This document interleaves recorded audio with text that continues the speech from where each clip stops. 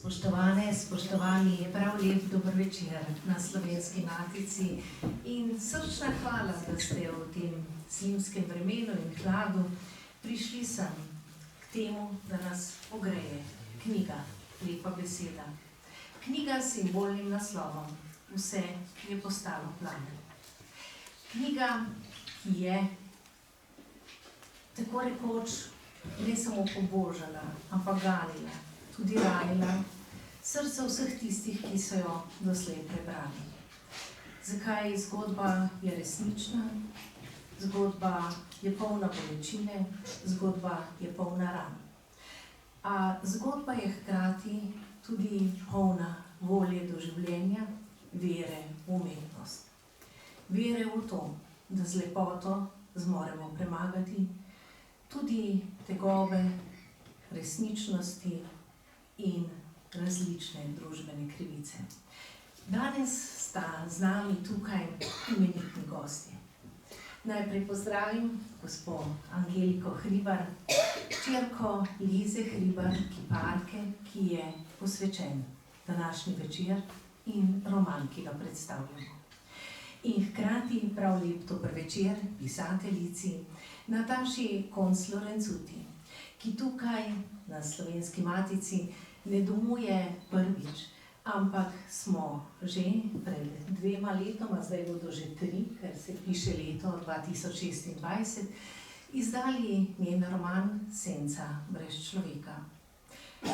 Pisateljica, ki odpira boleče, resnične zgodovinske teme in zgodbe in ki se ne boji z njimi soočiti in ki jih zna popisati na zelo občutljiv, hkrati zelo pisateljsko, dokumentaren način, tako da zgodbam ne odvzema njihove resničnosti in hkrati s čutečim srcem. Zagotovo vsi vemo, kako zelo težko je to doseči, zato pisateljici izrekam prav posebne čestitke. In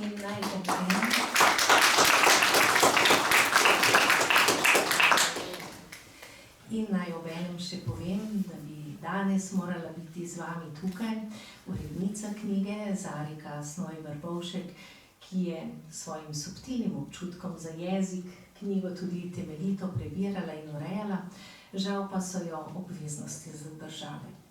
Ampak gosti sta tako in tako zelo imenitni, kot sem že povedala, da bosta govorili danes predvsem oni dve. Verjamem, da mi Nataša ne bo zamerila, če bom najprej predala besedo gospe Angeliki Hribar in seveda jo povprašala zdaj, ko je knjiga tukaj pred njo, ko jo prebira, ko zgodbo bere na literarni način, zgodbo, ki jo je morala živeti in ki jo je živela s svojo mamo. Kako doživlja te spomine in kako prebira knjigo danes? Ja, lahko si predstavljate, za mene je bilo veliko presenečenje, ko sva se spoznali z Natašo. Prišla je k meni pravzaprav zaradi Lili Novi. Zanimala je pač, kaj jaz vem o tem prijateljstvu med Lili Novi in mojo mamo. Ker je hotela napisati roman o njej, o Lili. Ker pa je vnuk nenadoma umrl, vnuk, ki je Ingo Paš, ki je največ pač že povedal, sta imela že intervjuje, se je obrnila preko Alenke Puhar, ki je tamle med nami, name. Seveda sem poiskala tiste pesmi, ki jih je Lili podarila moji mami. In tako smo začeli dolge zgodbe, dolgi razgovori. Potem je pa Nataša ugotovila, da pač, ker nimamo pravih sogovornikov za Lili, da bi napisala ta roman iz vidika moje mame, kako je ona doživljala to obdobje, težko obdobje, medvojna leta in podvojna, ampak zame je bilo tudi to, potem to sodelovanje ena izredna dogodivščina. Saj veste, da človek svoje mame lastne ne pozna iz njenih mladih let otroštva. Na srečo je mama pisala tudi včasih dnevnike, včasih pa pač tudi pisma svoji materi in drugim ljudem, in po čudežu so se te stvari ohranile. Tako sem začela to zbirati, seveda jaz tako malo bolj zgodovinsko gledam na stvari in sem to skušala sama pri sebi urediti po času, da je vse urejeno, da ne skačemo preveč iz enega obdobja v drugega. No, potem me je pa to presenetilo, pravzaprav pri Rtaši, kako je ona to fantastično znala iz recimo nekega določenega leta, potem te spomine mamine v mladost, pač vse, kar je bilo nekako bistvenega o maminih dnevnikih, vključiti v posamezna poglavja. Celoten roman, kot bo sama mogoče več povedala, je pa okvir tega romana je ena pesem, to lahko povem, ki jaz nisem takoj opazila, ker Nataša je seveda morala tudi nekaj povedati o sebi oziroma zato, da je cela zgodba povezana in razumljiva, oziroma včasih je tudi malo humorja noter, ker šele po distanci nekaj časa se človek pa se čemu lahko nasmeje. Za mene je bilo tudi raziskovanje lastne družine, tudi Hribarja in tako naprej, najbolj zanimivo to, da sem se zelo veliko stvari našla, kjer sem se nasmejala, čeprav so zgodbe bile tragične. No in tu mi je tudi to narediti celo knjigo nekako in tudi branje lažje oziroma sprejemljivejše, človeško, ne vem, kaj ne rečem.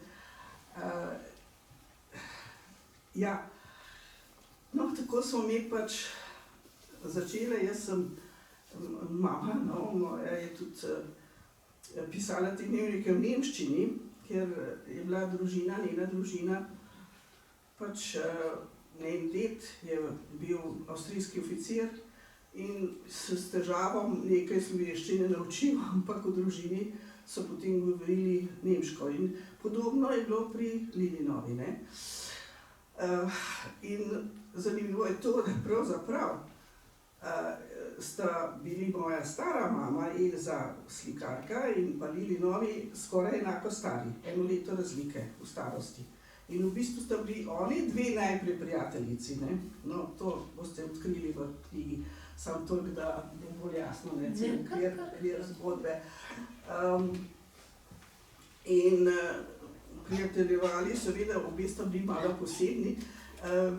Naprimer, ena prijateljica, naša družinska, žal pokojna, Ančijenko, je rekla, da sta se s prijateljico sošolko skrivali za Prešernovim spomenikom in gledali, če bo prišla katera, ali Elza Oberreiner ali pa Lilinovi od kod, in da so jim čudovale te dame. Čeprav so bile že v bili starejši, to sploh niso bili kakšni lepotici, najstnici, kot so zdaj v modi.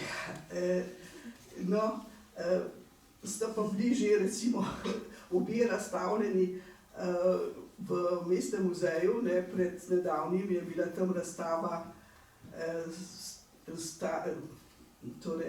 mode, in to od srednjega veka do zdaj, in tam je bilo posebne vitrine o moji stari mami in posebne vitrine za Lilinovi, in njeni tudi rekviziti razni.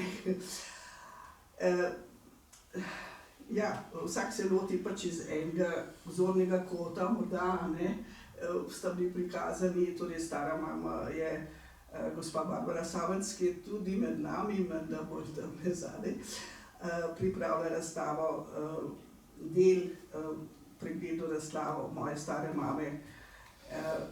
No, potem je pa gospa Fele naredila razstavo starih oblek, no, in tako da, ampak recimo roman je pa le čist nekaj drugega. In zdaj to se prikazati človeka v njegovi duševnosti, njegovi notranjosti, njegovem doživljanju. Razen tega, ona moja mama ni poznala, ne? Nekateri, ne vem, če je zdaj kdo med nami, ki jo je še živo poznal, mislim, da ne. A tam ne, aha, ja, tam sta dva, ja. No, kljub temu, ja, sta bila še zelo mlada takrat. Ja, no, med nami tudi Maja Vajs. Ja, mislim, Nataša res sploh ni poznala moje mame, ne, in meni je to izredno, kako je mogla se ona tako živeti, vse te, torej samo pisne ali ustne opisovanja, ne. Zdaj, res je, da je, hvala Bogu, res obstajal ta dnevnik, ta pisma, kar je bilo pa tudi zame že novo odkritje, ne.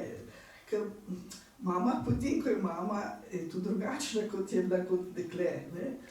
In pol ugotoviš seveda, da je bila tudi najstnica, da je tudi počela kaj tako malo drznega, ne, ali pa ne čist tako spodobnega, ne, ko nas mame učijo potem, ne, in spodobna in ne vem kaj, ne.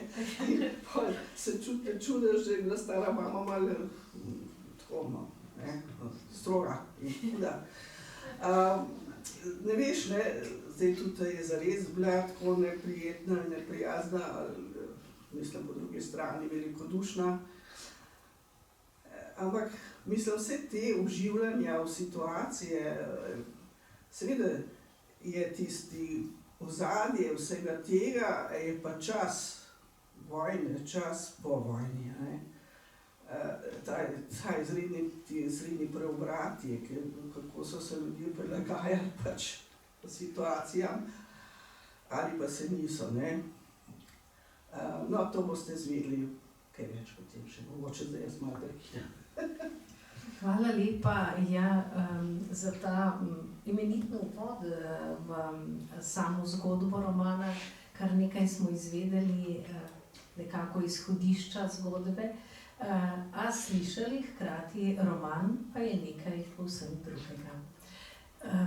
Kako je pa z vaše perspektive, Nataša, izgledalo pisanje, srečevanje z zgodbo o Lizi Hribar, srečevanje z gospo Angeliko in seveda raziskovanje tako družbene situacije, zlasti po drugi svetovni vojni in soočenje z vsemi temi dejstvi. Ja, mene je zgodovina začela zanimati šele zdaj v zrelih letih, zato ker mi smo se tako zgodovino učili, ki ni bila zanimiva. Tako da, glede na to, da sem zelo malo, da nisem bila prav zelo pridna pri zgodovini, ker imela sem slabe ocene pri zgodovini, nič si nisem zapomnila, ampak v bistvu sem zdaj ugotovila, da nič hudega, ker itak od tega, kar so nas učilo pa v pretekli zgodovini, tako rekoč nič ni res. Oziroma, zgodovina je vedno politično obarvana, a ne, in takrat je bila pač izrazito politično obarvana. Vse verjetno je zdaj tudi, a ne, in bomo potem čez ne vem koliko let to spet kritično gledali, ampak to, kar sem jaz poslušala pri zgodovini v šoli, je bilo skrajno dolgočasno. Ker nismo slišali nobene zgodbe. Mene so pa celo življenje zanimale zgodbe. In pravzaprav bi zgodovina od dobrega učitelja, profesorja, morala biti vedno povedana v zgodbah, da bi si otroci zapomnili. Ker zgodbe si pa zapomniš za vse življenje. Tisto, kar smo slišali kot zgodbo, ne, smo si zapomnili. In zato naj samo interveniram, dejansko tudi grški pojem historija, ne, pomeni zgodba. No, ampak vse grške mite smo si zapomnili, ne? To so zgodbe. Tako, to smo si zapomnili zavedno. No, skratka, teh mitov, ki smo jih poslušali potem, pa ne. In zato je mene začela zgodovina zanimati takrat, ko so prihajati začele na površje stvari, za katere so se zelo potrudili, da jih ne bi zvedeli. In sicer, prva stvar, ki me je neskončno vznemirila, in sem tudi potem napisala 2 romana na to temo, so bili otroci Lebensborna, ne? To je bila medvojna zgodba, se pravi ukradeni partizanski otroci, ki so bili ravno tako pozabljeni po vojni, kot ukradeni domobranski otroci, ukradeni nemški otroci. Otroci zgodovine niso zanimali. In potem, ko se seveda to začne odpirati, ko ti začneš brskati, ko začneš po arhivih hoditi, to je taka pustolovščina. Vsaka majhna zgodba potegne za sabo cel kup enih novih, zato ker smo ljudje tako povezani med sabo, zato ker smo tako majhen narod, majhna družba. In ko sem prišla do meščanstva, ki ga tudi nismo poznali, ljubljansko meščanstvo je pa tudi ena sama družina. To so vsi so se poznali med sabo, vsi so se obiskovali, vsi so bili povezani in to je bilo spet poglavje, ki ga čisto nič nismo obdelali in poznali. Lili Novi je mene začela zanimati že zelo zgodaj. Lili Novi mogoče, zagotovo že 15 let, ker se intenzivno zanimam za Lili Novi, ker me je njena poezija prevzela. Drugače ne vem, če bi me tako zanimala, če me ne bi ta poezija tako zelo prevzela kot meni sorodna. In ko sem potem prišla do njenega vnuka Inga in sem se z njim začela srečevati, me je zelo mučila ideja, da bi ga vprašala, če bi bil on pripravljen sodelovati z mano, da bi napisala roman o njej. No, on je bil seveda pripravljen, samo je potem res nenadno umrl. Ne? On je v bistvu zelo tragično umrl, ker je živel sam in je padel, in je potem prepozno so ga našli. Tako da to ni bila prav čisto naravna smrt, padel je. Ne? No in potem njegovemu bratu Borisu sem pisala, ampak mi ni odgovoril, menda ni dobil tega pisma, ker sem ga poslala na Stari trg. Ta čas sem pa jaz že z Angeliko imela stike in sem hodila k Angeliki pravzaprav po ta material povezan z Lili, kot je že Angelika sama povedala. Kajti Lili Novi je Lizi napisala vsaj 3 pesmi, ki so bile prav njej posvečene in so zdaj tudi prvič objavljene v romanu. To je pesem Božično voščilo, ki je tudi objavljena, to je bilo tik pred vojno napisana pesem. Potem je bila pesem, ki jo je tako enkrat nakracala, malo vinjena, v njenem ateljeju, ko sta bili prvič skupaj s temi moškimi iz Pena v Kolovratu in je pri njej prespala, ker zgleda, da je bila toliko negotova, da ni mogla domov, da je prespala v Lizinem ateljeju in je načečkarna škrnicala eno pesem o tem, kako jo čuti blizu Lizo, kot prijateljico, v sorodnem duhu govori v tej pesmi, to je ena kitična pesem. In pa pesem, ki jo je napisala Lili Novi Lizi, ko je Liza že prišla iz Dunaja, iz študija, se pravi tudi tik pred okupacijo, ki pa govori ti moj ljubi parazol.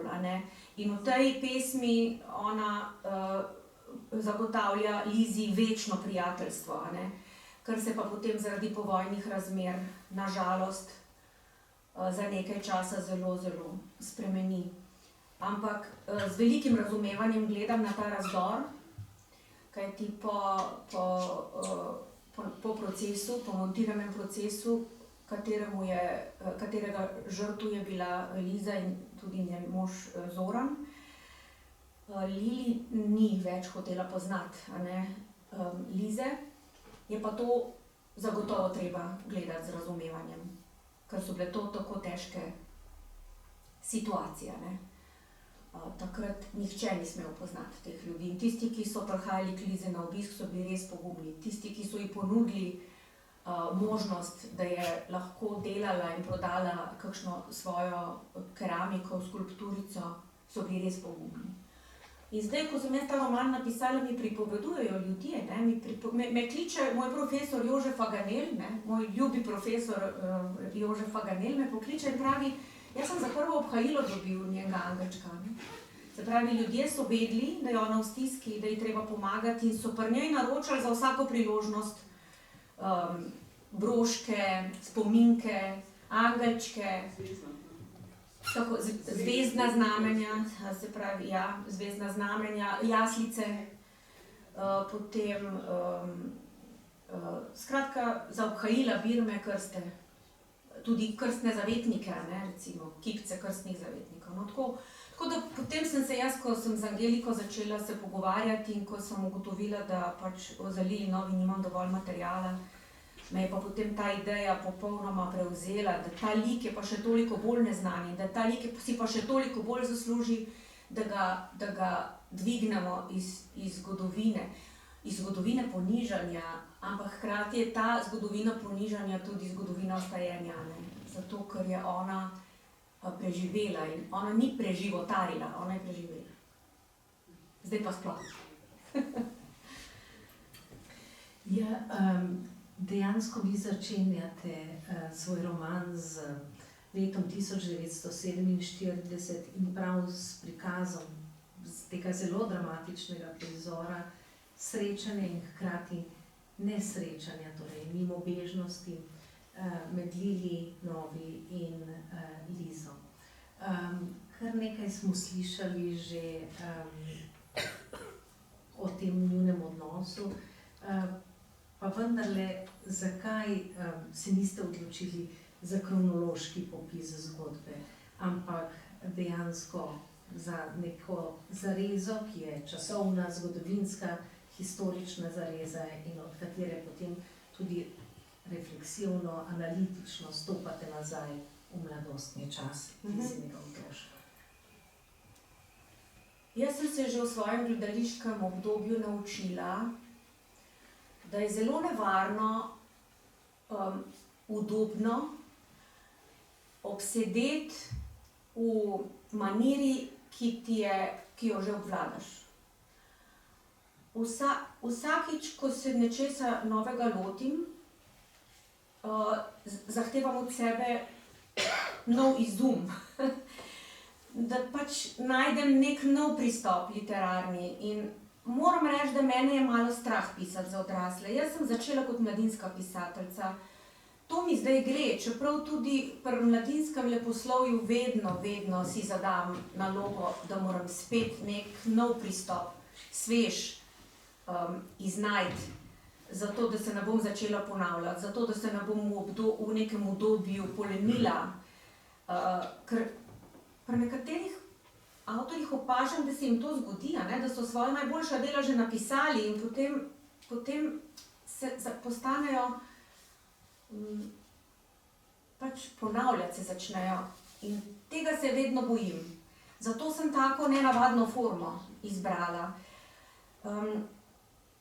Odločila sem se, da se bom osredotočila prav na to prijateljstvo, na ta razdor zaradi montiranega procesa avgusta leta 1947 in spravo. Torej, osredotočim se na to osrednje obdobje teh dobrih 10 let, ki ga popisujem na ta način, kot da se ta trenutek dogaja, ne? Se pravi v sedanjiku. Sicer pišem tudi notranje monologe, njene notranje monologe v tretji osebni obliki, ne zato, ker bi bilo to bolj varno, ampak zato, ker enostavno nisem mogla se odločiti za prvo osebno. Toliko globoko v njo pa nisem mogla vstopiti, da bi se odločila, kot da ona to pripoveduje. Tudi zato, ker ni več živa. In sem se odločila za tretjo osebno pripoved, ampak v sedanjem času. Se pravi, ta trenutek gre ona čez Tromostovje in ta trenutek zagleda Lili in ta trenutek hoče steči k Lili, da bi jo objela, da bi se srečale, Lili gre pa mimo nje.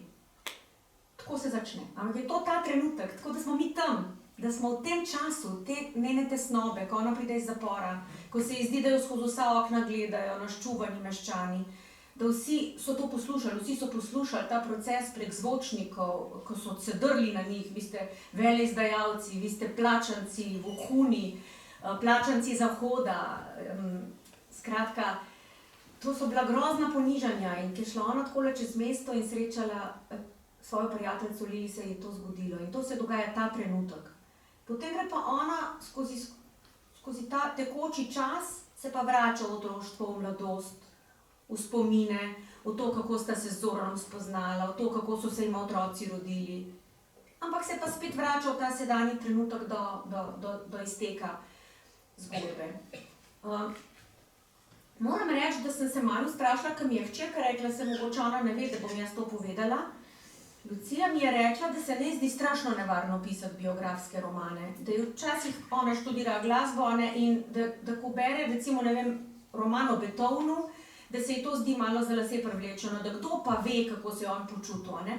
In ker sem to zelo zares vzela, da mi je ona to rekla, jaz svoje otroke tako, če razmislijo tisto, kar govorijo, jih zelo resno jemljem, da sem se malo ustrašila, da sem se malo tega ustrašila in zato sem jaz vstopila v ta roman, kljub temu, da mi je potem glavna urednica, tik pred koncem, so jo ti uvodi moje refleksije, ki so pa prvoosebne, malo zmotili. Ampak so jo zmotili ravno prav, ravno v dovoljšni meri in sicer toliko, da me je opozorila, da so nevarne v tem smislu, da na nekaterih mestih malo interpretiram zgodbo, da jo malo razlagam. Tako da sem res zelo hvaležna za to intervencijo. To je bilo tik pred koncem, ko smo že PDF urejali, ko je bilo to tik pred tiskom. Mi je tako, kar podorali se mi je vse, ampak to se mi ni prvič zgodilo, se mi je pa prejšnjem romanu isto, to se pač z gospo Ignacijo zgodi. Ampak glejte, to so najboljši pretresi za ustvarjalca. Najslabše za ustvarjalca, da mu urednik govori, kako je nekaj krasen naredil, pa da nima pripomb. Če urednik nima pripomb, se moraš vprašati, ali sem tak genij, ali si urednik ne upa, ali pa ni to dober urednik. In ona je to opazila, te razlagalne trenutke v teh uvodnih refleksijah. In jaz sem potem te uvodne refleksije ven vzela, tako jih dala vse skupaj nazaj v Wordovo obliko in jih 2 dni čistila. Tako kot da bi ribala pota, veste. 2 dni čistila, da ni bilo niti ene pikice razlagalnosti več noter, da so bili samo še neki utrinki iz moje mladosti, ker sem hotela najti ta skupen trenutek z Lizo. Se pravi, čas, ko je ona še živela in čas, ko sem jaz že živela. Tako da sem potem te uvodne refleksije tako očistila, da če bi jih zdaj spet vzeli ven, da je to pravzaprav ena sama povezana zgodba, ki je pa čisto moja. Tako da tukaj je bil ta slogovni, tukaj je taka slogovna novost, ena taka domislica, ki se ji nisem hotela odpovedati. Zato, da ne bi, najbolj enostavno bi bilo jeti od tam naprej, ker se je ona preselila v Ljubljano kot 2-letna punčka, to je pravzaprav najbolj enostavno, ampak prevečkrat že uporabljeno. In morda bi potem res ob knjigi doživljali to, da ne bi čisto verjeli, kot v Beethovenovih biografijah. Mogoče. Oprosti, ko sem te tako izpostavila, ampak to je res, Pač to je bilo res, to je pač meni Lucija povedala. Ampak če je bila Lucija že omenjena, potem je prav, da jo ta trenutek povabimo tudi na oder, da prebere odlomek iz knjige in da se pogreznemo dejansko način, kako je zgodba popisana, torej, da stopimo v literaturo. Mogoče bi ta odlomek samo malo v kontekst ustavila zdaj, se mi zdi pomembno. Torej, to je odlomek iz dogaja se leta 1953, ko Lizin ljubljeni mož Zoran, Angeliki ljubi očka, pride iz zapora. Se pravi, na hitro samo povem, da Liza in Zoran sta bila pač obsojena na procesu, ki se mu reče tako imenovanemu Nagodetovem procesu, kjer je bilo obsojenih 15 liberalnih slovenskih izobražencev na čelu s Črtomirjem Nagodetom, ki je bil ustreljen. Ostali so pa dobili visoke zaporne kazni, najnižjo je pravzaprav dobila Liza. Zato, ker ona ni aktivno sodelovala v tej skupini, ampak je bila pač žena, katere največji greh in edini greh je bil pravzaprav, da ni naznanila svojega moža. Ni naznanila, se pravi, kaznovana je bila, ker ni špecala. No in tukaj pride po 6 letih zapora Zoran nepričakovano domov, kljub temu, da so ves čas pisali prošnje za pomilostitev, niso vedeli, da je bil izpuščen. Izpuščen je bil pa isti dan kot Angela Vode, samo da takrat tega ona dva še nista vedela. Ja, da boš tam.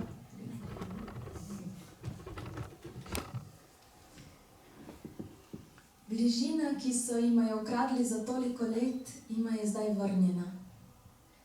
Vzameta jo v roke in si jo ogledujeta, previdno, kot da še nista povsem prepričana, ali je to res njuna bližina, ali pa so jima spet nekaj podtaknili. Kaj, če so jima namesto njune dali tujo bližino, ki se jima bo izmuznila, ko bo spoznala prevaro? Ne zgrabite jo hlastno, ampak jo pustita ležati v dlaneh in jo opazujeta. Razpeta med njiju, tanka, nežna in nekoliko zbledela, se vrnjena bližina veča. Njena gostota se krepi. Udomačuje se in ona dva jo prepoznata. Zagotovo je prava, ni zlagana, ni podtaknjena, ni omadeževana, še manj ubita.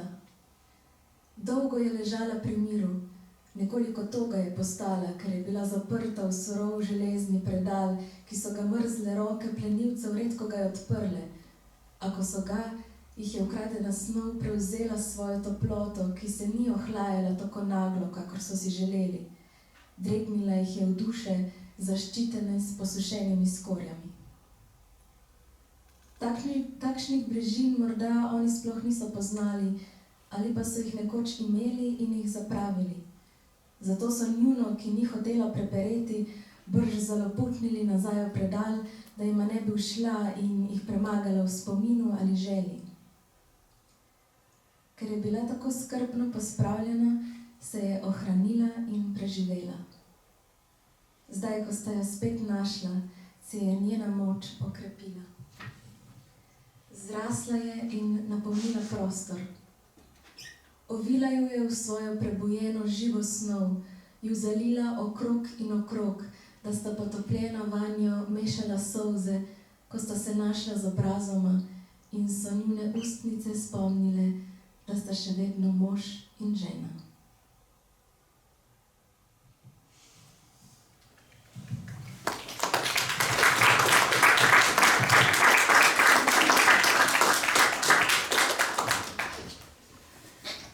Odlomek, ki govori o ljubezni, vi ste to ljubezen doživeli in seveda doživeli tudi to, kako so vam jo trdali. Kako sploh zmorete ob prebiranju in prisluškovanju takim zapisom nekako še doživljati ali pa preživeti take literarne trenutke? Ja, vsekakor je to umetniško vrhunsko prikazano, kar pa seveda za nas otroke sploh ni bilo takrat dosegljivo, razumljivo.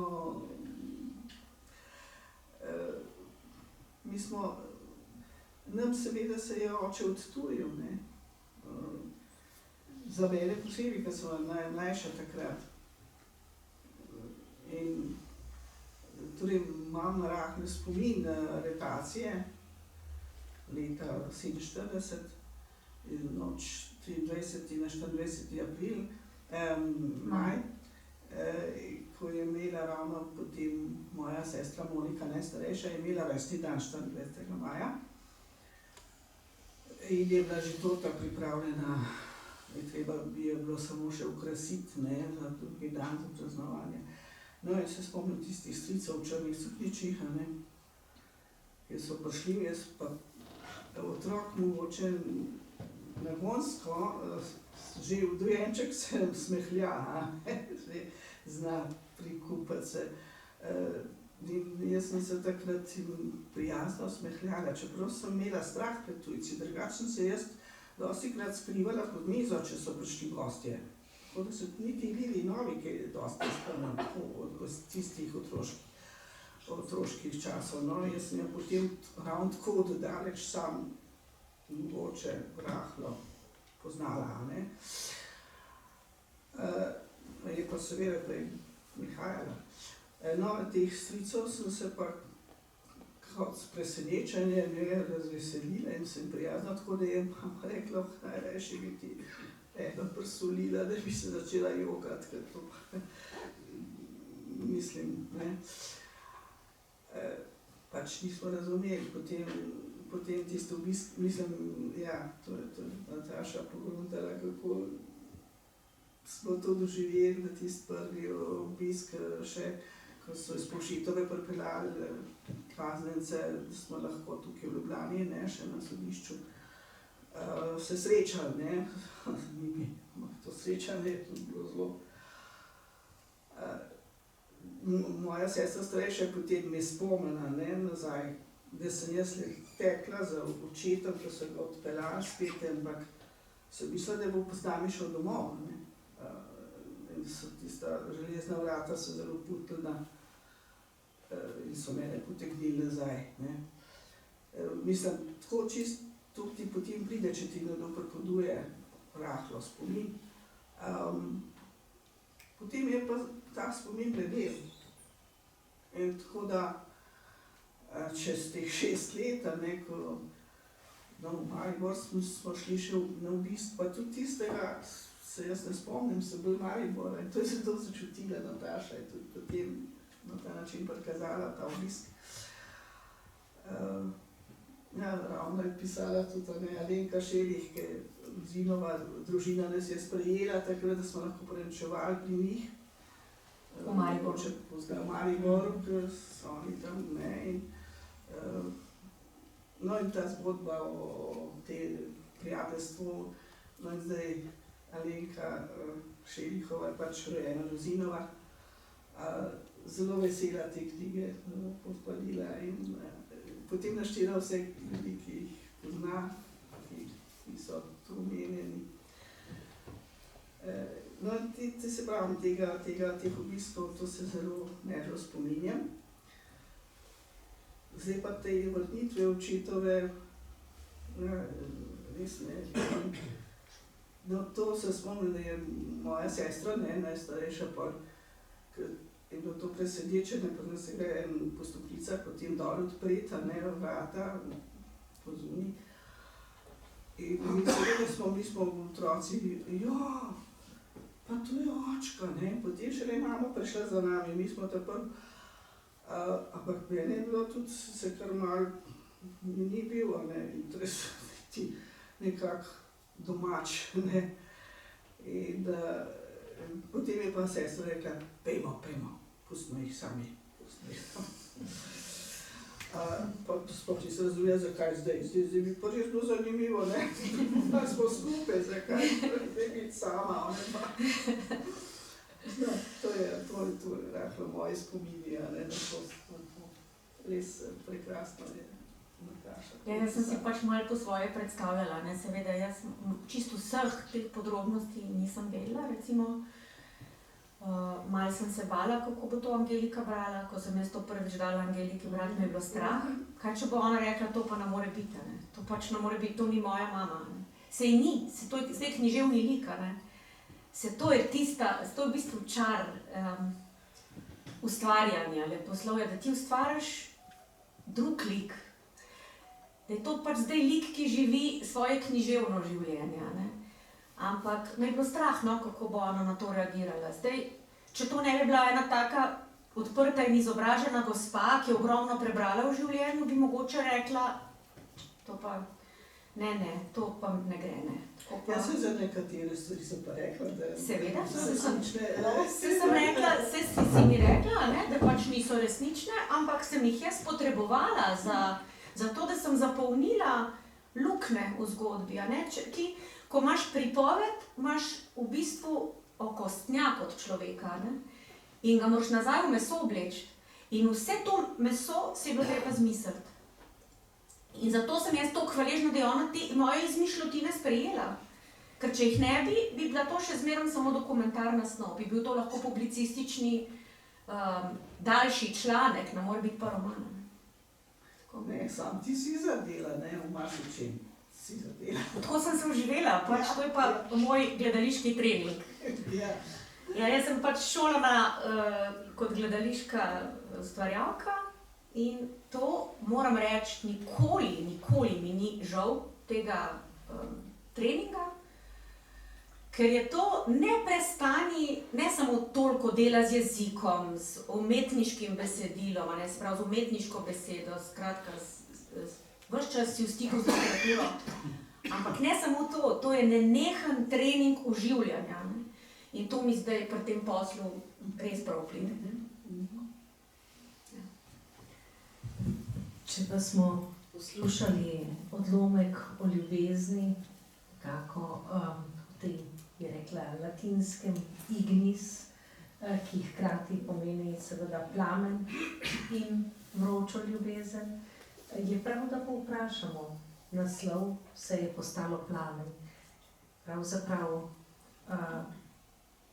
bi se morali potem soočiti, ali gre za nekako, bi rekla, naslovni komentar o zgodovini tistega časa, ki je na nek način uničila vsa tudi človeška, družinska razmerja, ki jih ni bilo moč nikoli več popraviti, kot smo slišali. Ali pa je to vendarle tisti plamen življenja, ki gori v človeku še tako težko preizkušenem. Po naslovnici sodeč, kjer je seveda tudi ta izrazita rešetka, ki seveda označuje ujetost človeka, kaj bi dejali? Zame je edini način, da se zelo težke zgodbe, polne bolečine pretvorijo v lepoto, umetnost. Bodi si literatura, glasba, slikarstvo, pristna umetnost. Jaz sebe nikoli ne imenujem umetnico, zato ker se mi ta pojem zdi tako vzvišen in pretenciozen, da bi me bilo groza to izreči zase, ampak za tisto, v čemer jaz prepoznam umetniško pristnost, lahko trdim, da me zgodbe, ki smo jih ljudje zakuhali drug drugemu skozi zgodovino človeštva, da se skozi mene na tak način predelajo, ko preberem en odlično napisan roman ali pa gledam dober film, da sem zmožna odpuščanja. Da sem zmožna odpuščanja tako temu človeštvu. Ne za tisto, kar se sproti dogaja, ker mislim, mi tako zgodovino ustvarjamo, da je groza. Mislim, res grozljivo zgodovino ustvarjamo, čisto vsak trenutek našega obstoja ustvarjamo grdo zgodovino, ampak hkrati pa tudi toliko lepega. Ne? In skozi literaturo ti lahko pokažeš na vse tisto, kar se je ob vsem težkem lepega zgodilo. Zato, ker bolj, ko so hude preizkušnje, več solidarnosti se med ljudmi rojeva.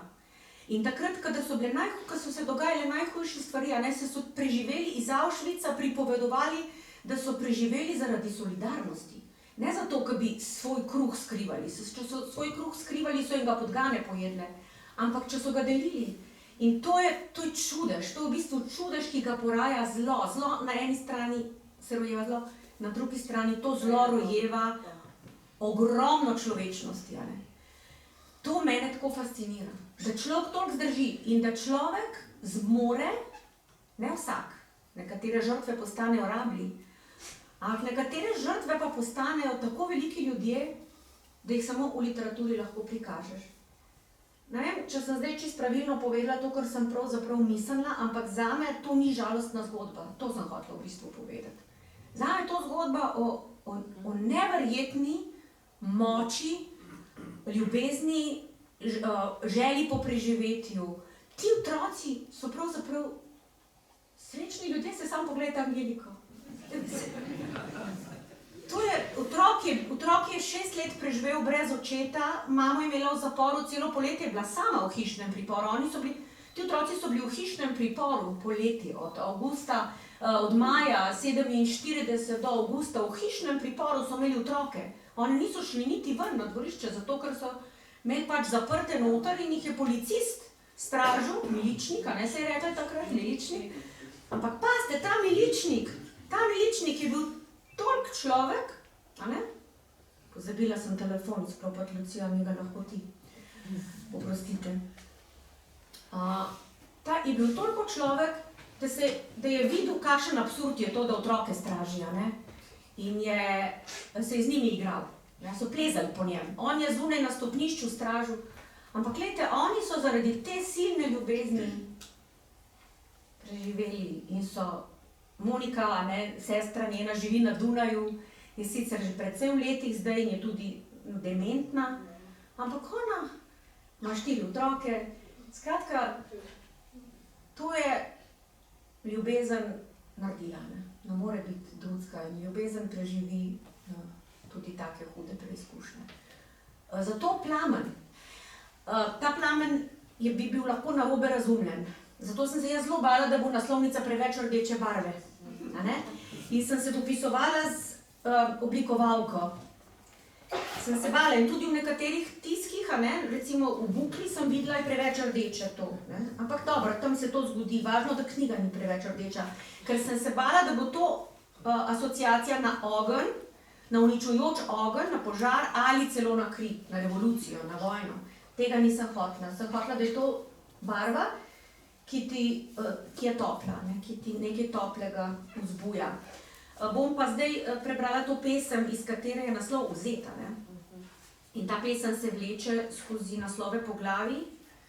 To je seveda pesem, ki mi je bila čisto v prvem trenutku, še ko sem mislila, da bo to zgodba v Lili Novi. Ves čas me je spremljala in me je spremljala do konca. Vmes sem že naslov tudi spremenila, ampak smo se potem vrnili k njemu. Prav zaradi te pesmi. Boste videli, se jo verjetno večina pozna, da to ni pesem o grozi in o trpljenju, ampak o nečem lepem, o presežnem. Takrat ob tisti uri bilo je vse svetlo. Na vrt odprte duri, požarjeno nebo. In ogenj med drevesi, in ogenj sred srca, strasti plamteči plesi, plamteči spev duha. Takrat sem začutila, da vse živi, goreča slastna sila mi je planila v kri. Vse je postalo plamen, zelen, modrikast, zlat, še hladni sivi kamen je zažarel škrlat. In od tedaj za mene nikjer temote ni, za večno osvetljene so radostne stvari. In vrata so odprta v večer, na žarni vrt, in rožna sredi vrta se mi smehlja še smrt. Tako da to je zdaj naslov.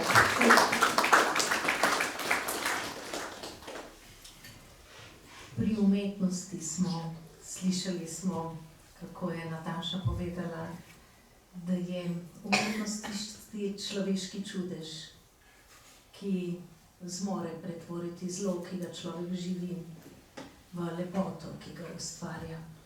Kako je to zmogla vaša mama? Ja, tudi to je ena posebna skrivnost, mislim. Se vsi če čudimo, ne? Prav za mene je tudi tisto, ko ona je prišla iz zapora, se pravi končan proces in kako bo preživela otroke, tudi to je Nataša krasno vključila. v pripoved. Pomagali so ji torej, ljudje iz Krope, to je bil Jože Batoncl, ki ga je ona spoznala že pred vojno in si je prav pri njem naročala že takrat nekatere artikle, ki so še vedno deloma v moji lasti, no, imamo stanovanje. On je bil pač umetnostni kovač, ne, najbolj znan po tistim spomeniku na Ljubelju, ne, ki je nekakšna gostnjaka, ne, smrt, ampak meni so bolj všeč njegove manjše stvaritve. No in ena od teh je tukaj, sicer to ni, ne vem kakšna umetnost, so tele rešetke, no. To, če dodam še meni, pa zelo všeč ta naslovnica, mislim, ta oblikovalka se mi zdi, da je izredno strnila simbolno mamino življenje tukaj na naslovnici, ne, kjer je stara mama, moja Elza z mojo mami, mečkano punčko, a ne. Pravzaprav sta se oni dve slikali še, ker je hotela stara mama to na fronto poslati svojemu možu, ne. In je bilo pač prepozno, kako bi človek rekel. No in potem je pa mama odrasla, ne, kot mlado dekle, kot jo opisuje Lili v pesmici. In tole je pa pravzaprav taboriščnica, je mama naslovila to masko, recimo, da je maska, kako bi se preko obraz, ene trpeče zapornice, ne, ki bi lahko bila pravzaprav ona sama, ne. Mehanje pa skoraj podobna, ne, skoraj avtoportret.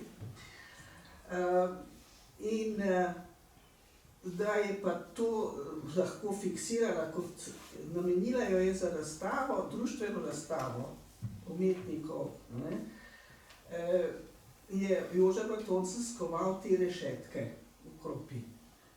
In maska je bila pritrjena na neke deske, čisto navadne take deske surove, in to je bilo pribito na ta okvir, ne. Ampak zavrnili so ji tudi ta umetniško delo. Društvo ni razstavilo nobeno njeno delo. No, tale angelček je še vedno v moji lasti, tukaj ga je prilimala zraven. To je pa spet izraz njenega optimizma, njene vere v pač posmrtno ali drugi svet, ne, in tega božjega varstva, ne, nekako nad nami bedi, pa vendarle božji blagoslov, tako nekako. Ja, no, Kroparji so takrat priskočili na pomoč in so sklenili, da zberajo denar in naročijo jaslice. No, in potem ne samo, da je ona imela to naročilo, ne pa imela sploh delavnice takrat, ne. Ona je imela ta atelje pod našo hišo, ne, smo stanovali pred vojno, ker je Lili včasih predločila in tudi drugi imenitni možje od Otona Župančiča do Josipa Vidmane so prihajali na obiske. Je pa potem pač zgubila ta atelje, ne, ona se potem smo živeli na Merju, v Nevili. In ko smo prišli nazaj k stari mami, ni imela delavnice, no, in potem so Kroparji rekli, boste šla pa v Ljubno, tam so pečari, ne, ki so delali te pečnice in so imeli te material, glino, treba je bilo imeti glino, treba je prostor in potem to žgata, ne. No, in tako je in potem imela tam stanovanje pri teh Šaličevih in hrano in vse, no, in to je bilo tako veliko prijateljstvo, da si jo življenje, tako da mi je še zdaj pred nekaj leti eden od te familije prinesel nazaj eno besek, da bom imela za spomin, to mi je dala mama in je imel taki škatlici, kot je za zlatnino, spravile pa tisto zaborčico. No, skratka, to prijateljstvo s Kropo je še vedno traja, ne, in tudi nameravamo jih predstaviti knjigo čez nekaj 2 tedna. Čez 2 tedna.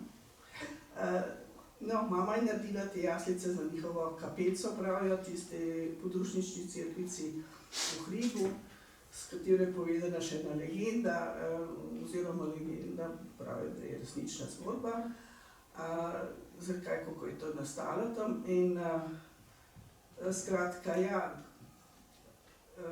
nekako, v te jaslice je toliko ljubezni mama vložila, ne, da so to opazili ljudje, ki so, recimo ena gospa iskala za znamko, božično znamko je treba vsako leto, ne, za inozemstvo, imate jaslice, drugače za nas je bolj sam Svorekca ali pa kaj takega, ne, za inozemstvo, za C znamko, so pa smejo biti jaslice, no, in je šla ona potem leta 97, takrat v Sloveniji hodila, ne, in je rekla, jaz pridem v Kropo, pa so imeli pa samo diapozitive in po diapozitivih je potem uspela oblikovati to. Ampak je rekla, ker mama je tudi bila povezana s Kropo, da so bili izredno všeč ti poletniki kroparski. In to so bili preprosti reveži pravzaprav, ne, ki so malo beračili potem s temi poletniškimi pesmimi, ne, so hodili od hiše do hiše in to so bili resnični živi ljudje, ki jih je ona dodala k jaslicama, ne, 4 pevci. Tako da smo nekaj časa zelo hodili to kot naslov knjige, ne, jaz sem imela bolj to preučvita njena dela, to njena povezanost in smo hodili v pesem ujeta.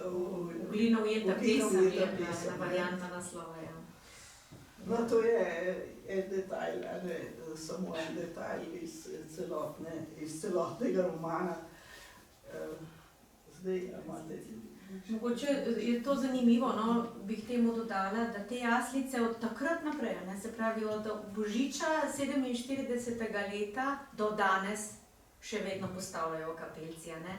Zato imamo tudi zdaj januarja, ko do 2. februarja bodo te jaslice še tam postavljene, imamo zato zdaj tam 23. januarja predstavitev prav zato, da bo po tem literarnem dogodku še ogled jaslic. Oni naredijo kulturni dogodek, tega sploh ne postavlja župnija, ne, ampak kulturno društvo, ker so pač te umetniške jaslice postale znamenitost kraja in oni imajo, se malo hecajo, rečejo, da imajo rdečo mašo na božični večer, ko pridejo tisti, ki pol polnočnici nagrejo. Zato, ker imajo otvoritev jaslic, razstave jaslic vsako leto, no. Ampak poglejte, kako je to lepo, to pomeni, da vsi kroparji pridejo. Eni pridejo k rdeči maši, eni pa pol k polnočnici. To so mi domačini povedali takole prostodušno, meni se to zdi krasno. Eno otvoritev razstave, druga pa bogoslužje. Tako da čisto vsako leto. Je pa res, da tudi ti organizatorji niso točno vedeli te zgodbe. Da sem jim jaz potem pripovedovala, ko sem šla te jaslice tja pogledati, da sem jaz ta prizor ustvarjanja jaslic lahko napisala, sem šla najprej te jaslice pogledati, ki jih imajo v zakristiji pospravljene, da sem jih v roke vzela, veste, kako je bilo to meni. Tako da mi gospa Liza oživlja pred očmi. Pol sem šla v Ljubno, ne, kjer je ona to delala, in potem sem šla na tečaj keramike in sem prosila mentorico, če mi pomaga, kako se sploh naredi figuro. Ker nisem vedela, jaz sem morala si predstavljati, kako ona vzame glino v roke, pa kako začne, kako se sploh figuro naredi. Kje sem pa jaz vedela, kako se to naredi, pa da je treba izdolbsta, ne, da je votla, da... Skratka, in sem naredila svojo figuro, zato imam zdaj tam na pisalni mizi, ki je tudi žgana, ker bi je potem ta gospa. No, zato, da to delo z glino sploh lahko začutiš, da iz tega lahko nastane literarna snov, ne. Take lepe stvari sem doživela. No in takrat, ko sem šla v Kropo te jaslice pogledati, sem jaz njim povedala zgodbo, kako je ona, v kakšni stiski je ustvarila te jaslice in kakšna odrešitev je bila to zanjo, to je bilo preživetje. Ne? Mi danes res ne vemo, kaj to pomeni. Mi imamo vsi socialno podporo, kadar smo v stiski. Ona pa takrat ni imela možnosti za nobeno socialno podporo. Mož je bil brez državljanskih pravic, ona pa izobčena. Ja, če smo uvodoma slišali, kako česa pri zgodovini, marsičesa nismo slišali, tudi v umetnostni zgodovini, v naši zgodovini slovenske umetnosti, so te lise, ne za Lizo Hribar, ne Karlo Bulovec in druge ustvarjalke po vojni nismo slišali, oziroma se mi naše generacije niso učile. Dejansko tudi razstavljati ni mogla in prva razstava, kolikor vem, je bila šele po osamosvojitvi Slovenije. Ja, 24. junija 1991, ne, mislim, predvečer vojne, 10-dnevne vojne. Mislim, ja, to je bilo za mamo izredno. Potem še sem razumela, kaj naj pomeni, pravzaprav je bil ta nagoditev proces in se namen je bil to, da bi imeli mi eno demokratično državo, ne, se nič, ampak zdaj pa še celo Slovenijo, ne, zdaj pa še to in je rekel, zdaj pa jaz hočem nekaj predstavo, zdaj pa tako, ne, pa je bilo pa posod zaseden, posod dogodki, to, ne, in smo pa v lastni hiši, no, eno sobo spraznili v pritličju in je bila ena mini razstava, ampak vendarle presrečna je bila. Seveda danes lahko, da ne bom rekla umetniki, ampak literarni ustvarjalci, ustvarjate, pišete, delujete in seveda tudi na nek način reflektirate ta čas. Bilo je že predtem povedano, da so posamezni deli zgodbe, odlomki oziroma poglavja pospremljeni z osebno izkušnjo. Morda zlasti ta pogled, ki je močan v tej osebni izkušnji, ko prebiramo tudi ta vidik, avtoričin pogled na zgodbo in čas, so glede na starše. Knjiga je nastajala v enem prav posebnem obdobju, ko ste tudi vi se soočali z izgubo očeta na nek način, kot se je toliko desetletij predtem, gospa Velika. Ja, to je še posebno oplemenitlo to obdobje ustvarjalno, ampak preden to povem, ker smo se malo pohecali v zvezi s temi nazivi, ne, kdo je umetnik in kdo ni umetnik, pa kdo je samo ustvarjalec. Jožef Muhovič pravi, da se umetnina pokaže šele s časom, ne. In tako, da se v bistvu tisto, kar preživi, ne, se potem sme imenovati. Tako, to se meni zdi ta tako navaren izraz in pol jaz sem poučevala na gimnaziji, na umetniški gimnaziji, ne. Že ta izraz umetniška gimnazija se mi je zdel pretenciozen in potem je najbolj smešno to, da pol dijaki, ki se vpišejo na to gimnazijo, se sami sebe imenujejo umetniki, tako da to je res hecen, zelo sem previdna s tem izrazom, no. Tako da, če bo ta roman preživel, potem bomo videli, no, takrat bom jaz že od odzgoraj to gledala. No, ampak malo za heca, ne, da povem, kako je zdaj to bilo. Skratka, moj roman je bil že napisan, ko je moj oče, ko je za mojega očeta postalo jasno, da ne bo dolgo. Bil je bolan in tako v nekem trenutku, točno pred enim letom, smo bili soočeni s to njegovo diagnozo, dokončno, in roman je bil v nastajanju, ne. In takrat, to je bil tako plemeniten čas, ne. To je bil res lep čas. Moj oče se je izredno dostojanstveno poslovil in njegovo trpljenje, čeprav ne moram reči temu trpljenje tako, kot si mi predstavljamo, da nekdo v mukah umira, zato ker je imel izredno kakovostno paliativno nego doma. Sem bila jaz pri njem, sem se preselila takrat k staršem in zato sem potem staršem tudi roman posvetila. Ampak to, ti starše imaš, starši so ti samoumevni, za Angeliko niso. Angelika ni imela očeta, ga ni tako rekoč poznala in jaz sem šele skozi ta svoj odnos do tega, da nimam očeta za zmerom, doživljala, kaj pomeni, če ti starši niso samoumevni, ker meni so celo življenje bili. Jaz sem delala z njimi včasih kot krava z mehom. Kaj delamo mi starši, ko smo v puberteti? Kaj delajo moji otroci z mano? Ampak jaz jim ne morem zameriti. Kaj meni oni vse upajo reči? Čisto vse, ampak res vse. In jaz isto mojim. In v tem obdobju, ko je moj oče umiral, sem se jaz vsega spomnila, kaj sem jaz njemu vse rekla. In sem mu rekla, Adja, a mi odpustiš? Je rekel, kdaj že? In sem rekla, jaz tudi tebi vse.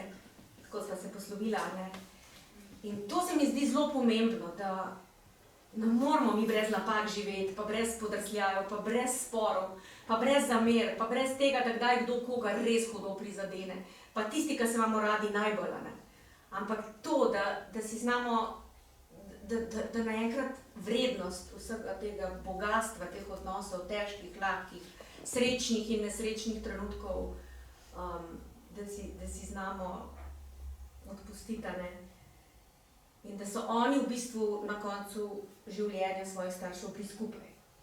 Mi smo bili tudi, In to imava z Angeliko skupno, to me je v bistvu na koncu, v tem zadnjem delu izdelovanja romana največ dalo. Potem, ko sem to pregledovala, sem skozi imela mojega Hatija pa tudi. In seveda roman se je postal glavni.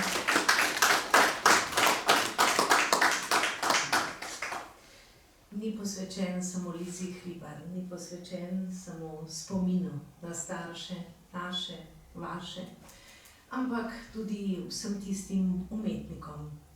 Zdaj pa bom uporabila besedo umetniki, zamolčanim, pozabljenim v preteklih desetletjih povojnega režima, ki nikoli niso dobili nagrad in od njega niso bili čaščeni, pa vendarle so nosili v srcu globoko, iskreno občutenje lepote. In v tem duhu se mi zdi prav, da predamo besedo vam, spoštovane gledalke oziroma poslušalke in poslušalci. Zagotovo imate še kakšno vprašanje za današnji gosti.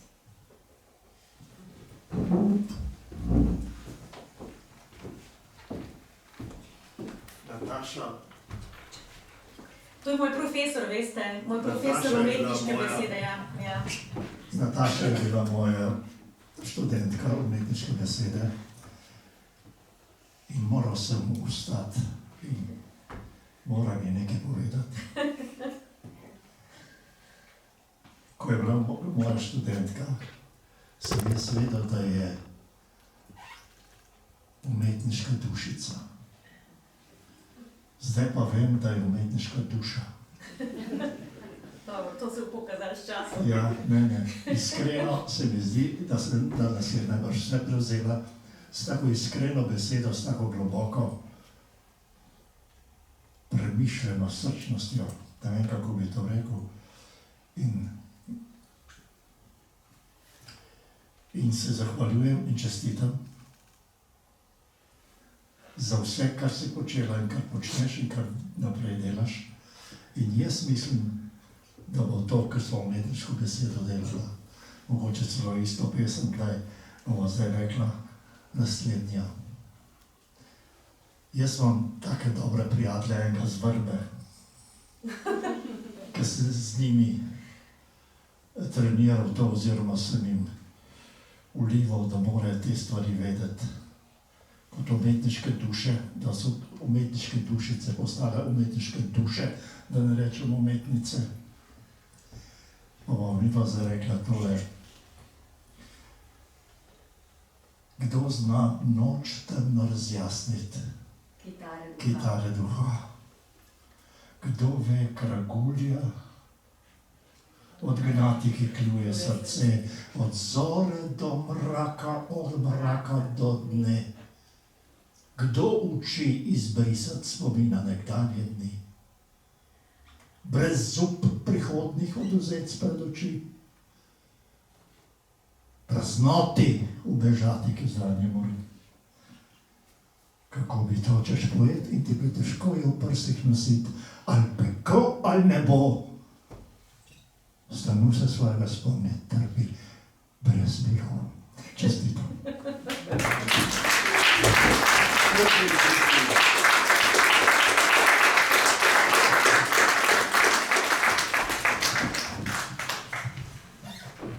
Hvala Tonetu Kuhnarju. Morda še kakšno vprašanje? A bi lahko jaz še nekaj dodala? Nekaj sem se spomnila, kar se mi zdi izredno pomembno povedati. Drugače se pa jaz z našega študija pri Tonetu najbolj spomnim, kako smo delali Cankarja, ki ga takrat nismo razumeli. Še vedno ga nismo razumeli, ampak on ljubi Cankarja. Tako da res, to so stvari, ki jih čas pol pokaže, kako so pomembne. Mogoče bi rada to dodala, da je v bistvu tudi ne samo literatura in umetnost nasploh tisto, kar presega bolečino, ampak tudi ideologija. Taka zgodba je lahko pasta, da si jo kdo prisvoji, da kdo reče, to je pa naša zgodba, to je pa zgodba našega trpljenja in to izkoristi za nov ideološki in kulturni boj, ki ga pa jaz res ne maram in zato se mi zdi tako pomembno, da zgodbe posameznikov v leposlovju pustimo ideološko pri miru. Ker osebna zgodba nikoli ni ideološka. Ideologije ustvarjajo množice, ki se na okopih trdno oklepajo nekih kamnitih idej in od njih ne odstopajo in nimajo razumevanja za zgodbe z druge strani. Tako da to se mi zdi pa res pomembno povedati, da je pravzaprav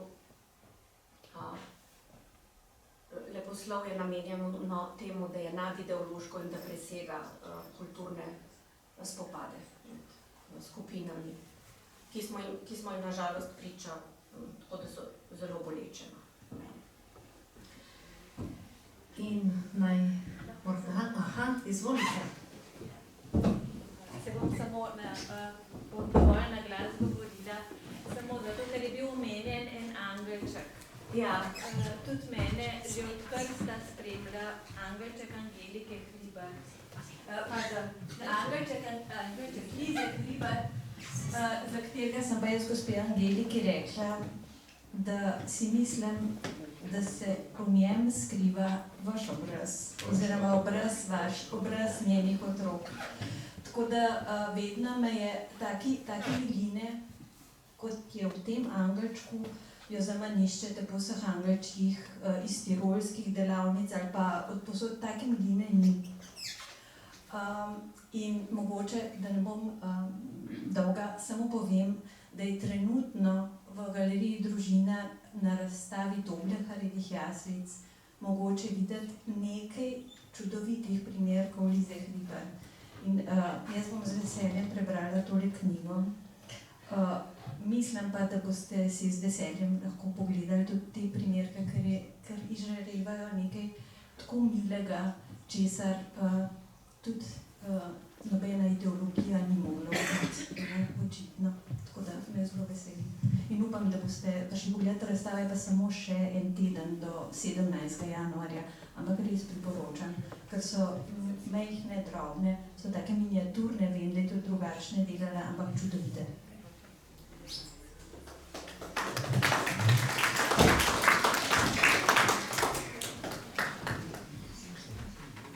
Morda še kakšno vprašanje? Če ni vprašanj, se zahvaljujem vsem, ki ste se tudi oglasili zdaj po našem pogovoru. Hvala tudi za Tadejino besedo o milini. Mislim, da je tista prava beseda, s katero zaključimo ta večer. Z milino se na nek način končuje tudi roman. In morda ga lahko, čeprav gre za individualno, osebno zgodbo, glede na to, kako ga je gospa Nataša oblikovala, beremo tudi kot pot od razkola do tako potrebne sprave. Sprave najprej v nas, v naših srcih, v nas osebno in potem tudi med nami. Naj s tem občutkom danes zaključimo ta večer. Srčna hvala, gospa Angelika Hribar, hvala Nataši Konc Lorenzuti in verjamem, da ima boste namenili velik